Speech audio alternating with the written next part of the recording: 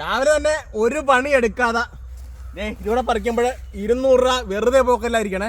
ഒറ്റ വെറൈറ്റി മത്തനാണ്. പക്ഷേ ഇത് ചെടി നട്ട് 55-ാം ദിവസം വിളവെടുത്തത്, ഇത് ചെടി നട്ട് 70-ാം ദിവസം വിളവെടുത്തത്. അതിൻ്റെ ഡിഫറൻസ് കണ്ട. വെറൈറ്റി ആയിട്ടുള്ള മത്തൻ കാണിച്ചിട്ടെ, ഉള്ള് വെള്ളയാണ്. ഇത് കണ്ട, ഇത്തരം മത്തൻ ആഗ്രഹിക്കുന്നവർ ഒരുപാട് പേരുണ്ട്. അത്തരക്കാർക്കുള്ളതാണ് ഈ വീഡിയോ കേട്ടാ.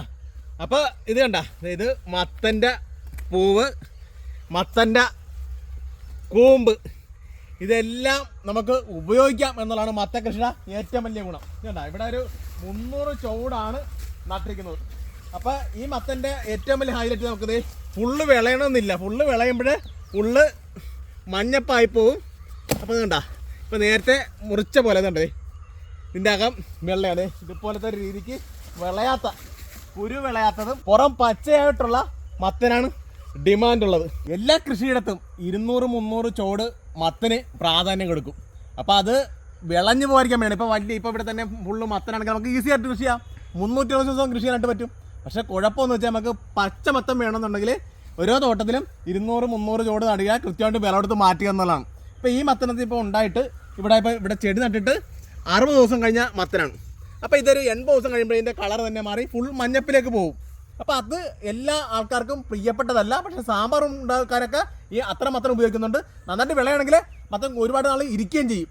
അപ്പോൾ ഈ ഒരു പച്ച മത്തം ഫോക്കസ് ചെയ്യേണ്ടാണ് പ്രധാനമായിട്ടും കൃഷി ചെയ്യാനിവിടെ കൊണ്ടുപോകുന്നത്. അപ്പോൾ അങ്ങനെ ആഗ്രഹിക്കുന്നവർ ഇപ്പോൾ എറണാകുളത്തൊക്കെ ഒരുപാട് കസ്റ്റമറുണ്ട്, ആലപ്പുഴയൊക്കെ ഒരുപാട് കസ്റ്റമറുണ്ട്. അപ്പോൾ അത്തരം കസ്റ്റമർ ഈ വീഡിയോ കാണുന്നവർ ഉറപ്പായിട്ടും വന്ന് മേടിക്കണം.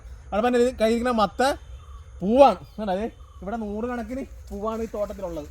അപ്പോൾ ഡെയിലി രാവിലെയുള്ള സമയത്ത് നമ്മൾ ഇത്തരം പൂവുകൾ മാർക്കറ്റ് ചെയ്യാറുണ്ട്. പക്ഷേ കുഴപ്പമെന്ന് വെച്ചാൽ ഇതൊരു 10 മണിക്ക് മുമ്പേ ഹാർവെസ്റ്റ് ചെയ്യണം, അല്ലെങ്കിൽ ഇത് വാടിപ്പോവും. മാത്രമല്ല ഇത് ആൺപൂവാണ്. ഇതിപ്പം ചെടിയിൽ നിന്ന് കട്ട് ചെയ്ത് മാറ്റുന്നതുകൊണ്ട് യാതൊരു ദോഷമില്ല. രാവിലെ തന്നെ പരാണം നടക്കും. അപ്പോൾ അതിന് ശേഷമാണ് നമ്മൾ ഈ ആൺപൂവിനെ കട്ട് ചെയ്ത് വരുമാനമാക്കി മാറ്റുന്നത്. മത്തൻ കൃഷിയെ സംബന്ധിച്ചുള്ള ഒന്നും തന്നെ കളയാറില്ല. ഇതാണ് പെൺപൂവ്. ഇത് സ്റ്റാർട്ടിങ് സ്റ്റേജാണ്. ഇതെൻ്റെ സെക്കൻഡ് സ്റ്റേജ് കേട്ടോ. ഇതും പെൺപൂവാണ്. ഇതാണ് ആൺപൂവ്. ഇതിൻ്റെ തൊട്ടടുത്ത സ്റ്റേജ് വരുന്നത് ഇതാണ് കേട്ടോ. അതിൻ്റെ പൂവൊക്കെ വിട്ടുമാറി എന്താ അടുത്തൊരു പരുവത്തിലേക്ക് വന്ന് കണ്ടത്. ഇതൊരു ചീഞ്ഞും പോയി. ഈ സമയത്ത് എന്തെങ്കിലും ഈച്ച കൊത്തിക്കഴിഞ്ഞാൽ ഡാമേജ് വരുന്നത്. ഇതിനകത്ത് അദ്ദേഹം നിറച്ച് ഭയങ്കരമായിട്ട് പുഴുവാണ്. ഇത് തോട്ടത്തിൽ നിന്ന് മാറ്റിയിടുന്നതാണ് ഏറ്റവും നല്ലത്. അതിൻ്റെ അടുത്തൊരു സ്റ്റേജ് ഇതാണ്. അപ്പോൾ അത് കഴിഞ്ഞ് ചെടി നട്ട് ഒരു 55 ദിവസം ആകുമ്പോൾ ഈ ഒരു പരുവത്തിലേക്ക് വരും, പച്ച ഒരു പരുവത്തിലേക്ക് വരും. അപ്പോൾ ഈ സമയത്ത് നമുക്ക് വിളം എടുക്കാം. പച്ച മത്തനാണെങ്കിൽ ഇത് വിളഞ്ഞൊരു മത്തനാണ്. ഇതിപ്പോൾ ഒരു 65 ദിവസം കഴിയുമ്പോൾ ഈ ഒരു പരുവത്തിലേക്ക് വരും. അപ്പോൾ ഇതിനെല്ലാത്തിനും ആവശ്യക്കാരുണ്ട്. മത്തൻ നിലത്ത് പടത്തിയും പന്തലിട്ടും കൃഷി ചെയ്യാം. പന്തലിട്ടാണെങ്കിൽ ഏറ്റവും കൂടുതൽ ശ്രദ്ധിക്കേണ്ടത് ഏറ്റവും നല്ല സ്ട്രോങ് ആയിട്ടുള്ള പന്തൽ വേണം. ഇലക്കും തണ്ടിനൊക്കെ കായ്ക്കൊക്കെ നല്ല വെയിറ്റാണ്. ട്രിപ്ലിക്കേഷൻ വഴിയാണ് ഇത് കൃഷി ചെയ്തിരിക്കുന്നത്.